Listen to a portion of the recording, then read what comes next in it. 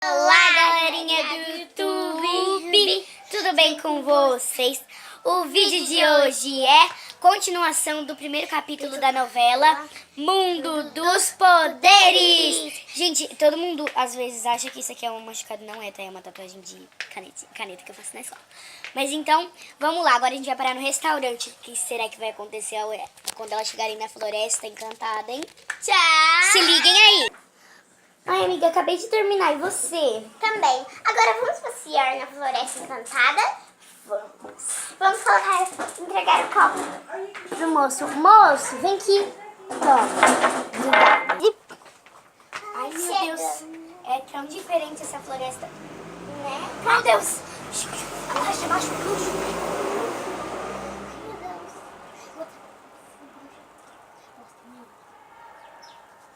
Amiga, foge, foge. Vem. Amiga, não, vai indo que eu vou tentar acalmar, distrair ele. Ai, meu Deus, socorro. Ah, senhor, calma. Ele veio pra lá. Ele foi pra lá, agora eu tenho...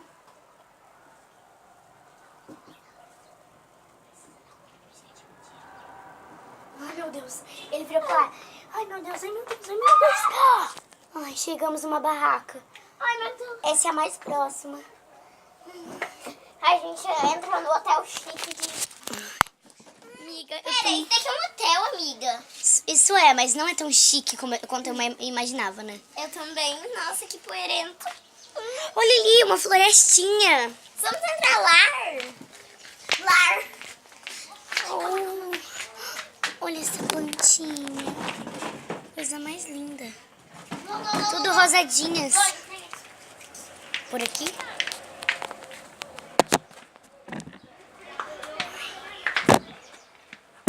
Aqui, ó. Deixa eu ir rápido. Então, gente, peraí que a gente tá montando a cenário e agora a gente vai pra parte de que a gente vai ter um baile real. Não vai ser um baile real exatamente, mas vamos lá. Então, gente, No próximo capítulo vai ser o baile real. Um beijão e se liguem aí na novelinha que tá muito divertida. Bye! Ah, gente, vamos fazer o finalzinho. Cadê aquele finalzinho bem legal, divertido? Vamos lá. Então, Primas Tuber! Tchau! Agora ela vai pro banho. E daí eu vou fazer uns avisos que vai mudar o nome do canal, tá, gente? Não vai ser mais Primas Tuber. Vai ser Crescendo com as Primas ou Primas Glamour. Mas eu acho que vai ser Primas Pink ou Primas e Glamour. Mas vai ser Crescendo com Primas, tá? Com as Primas.